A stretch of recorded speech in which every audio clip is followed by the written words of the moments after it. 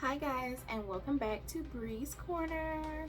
As most of you know, I lost my coffee maker late last week because a wasp got in it and I could not get it out.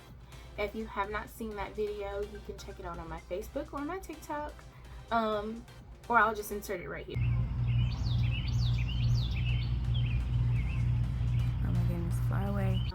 I'm not a Target girl, I'm a Walmart girl. And on my recent adventure to Walmart, I found me a cheap little coffee maker. There you go. And we are going to do a product review. Very programmable. What made me get this is that option right there that says bold, because I like my coffee strong. So we are going to unbox this, set it up, make a pot of coffee, and I'm gonna let you know how it goes. Here's another side view. And this was $19. Can't beat it. Right. So it comes with the manual, of course. A manual here. Nice styrofoam on top.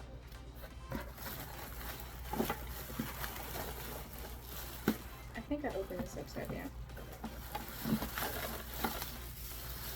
There's a bag over here. So let me get this out of here.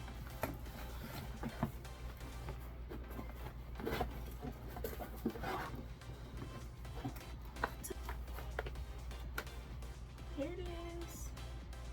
My new coffee maker. This is the option right here that sold me. So I'm gonna run and make a pot of coffee because I have exams tonight and I need coffee. Right now it's 3 p.m. but I need some coffee because I'm gonna be up probably late. So I'm gonna go make a pot of coffee and we'll come back and talk about it. Alright, so I've washed the coffee maker and it's now running a hot water cycle just to filter any debris out, and then I will start my pot of coffee. So before anybody inquires, I like Keurigs.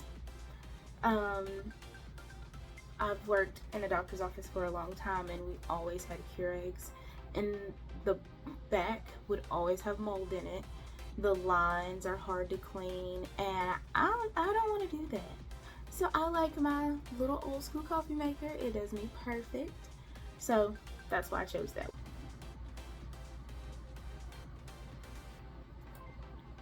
Here's my coffee. This is my Blue Cross Blue Shield cup. Oh well. This coffee's so good.